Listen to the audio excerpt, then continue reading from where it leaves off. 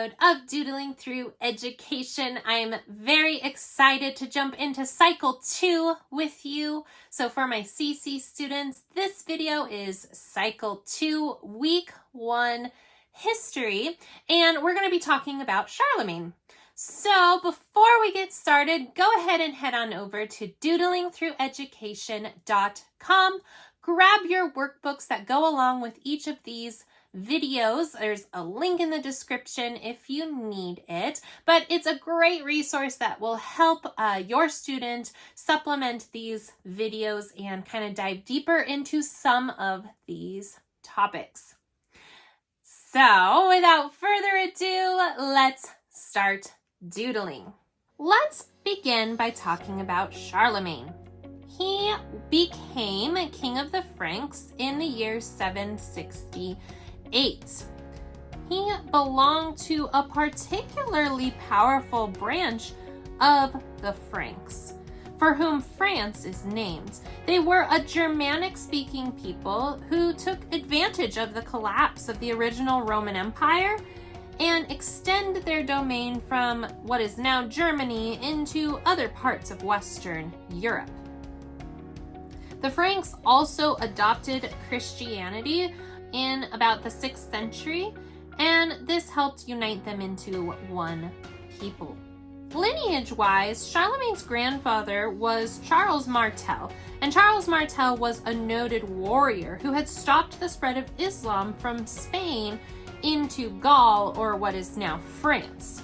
And then he had claimed the entire Frankish kingdom for himself. Now, Charlemagne's father was Pippin III, and his mother was Bertrade or Bertha Greatfoot.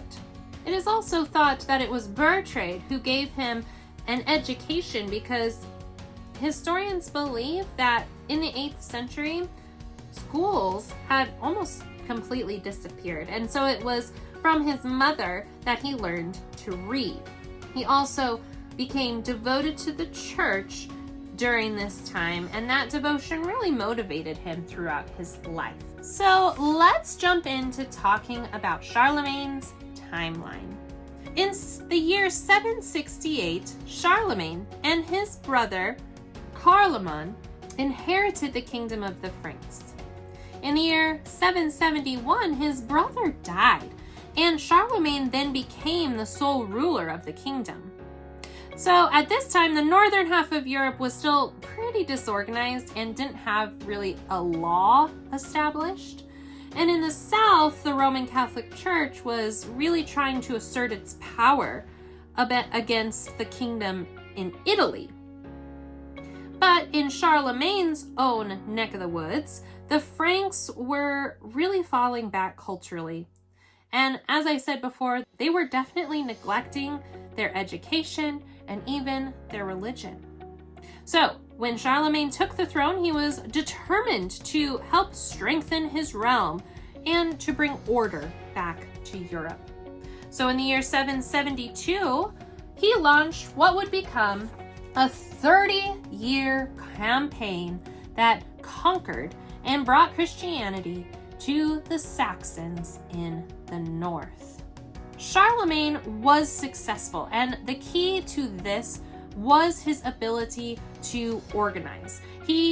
During his whole reign, he had sent out more than 50 military expeditions, and he himself rode as commander at the head of at least half of them.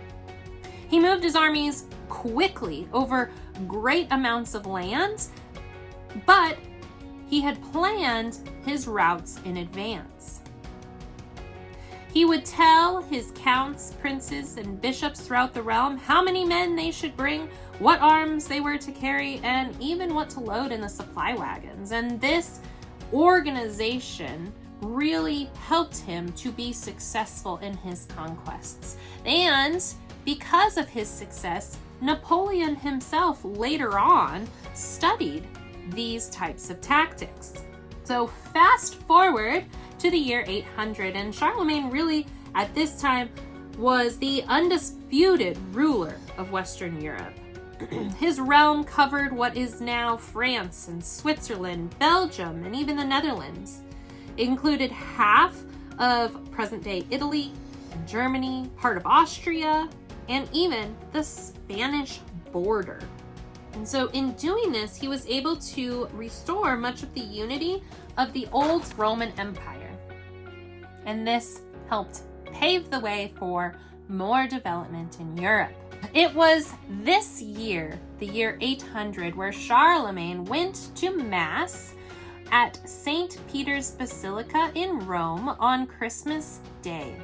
It was at this occasion that Pope Leo III placed a crown upon his head and proclaimed him to be the Emperor of the West.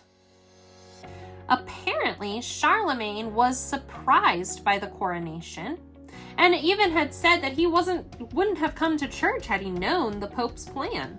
But this is disputed among historians. This coronation on this day laid the foundation for the Holy Roman Empire. And even though Charlemagne himself refused to use the term Holy Roman Emperor, he was considered to be the first one. Some interesting points about Charlemagne is that he really had a great deal of empathy for peasants and believed that the government should be for the benefit of the governed. And so when he came to the throne, various local governors had really become kind of oppressive, and Charlemagne had decided that he wanted to reform this situation. He put investigators, or missi dominici, as he called them, in place.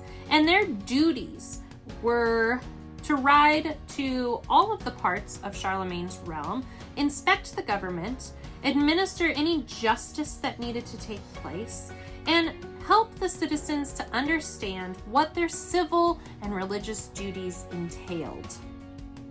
Another thing that Charlemagne worked tirelessly at was spending a lot of time spreading education and Christianity to every class of people, not just the very rich.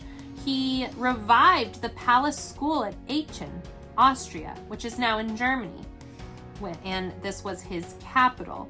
And he set up many other schools, and he was sure to make them available to peasant boys as well as nobles. Charlemagne loved learning and studying, and he never stopped. He brought an English monk and other scholars to his court. He learned to read Latin and even some Greek, but he did not master writing these languages. But at meals, it is said that instead of having entertainment like gestures perform, he listened to men reading from famous works. Another thing Charlemagne did was revive church music. He had monks sent from Rome to train his singers.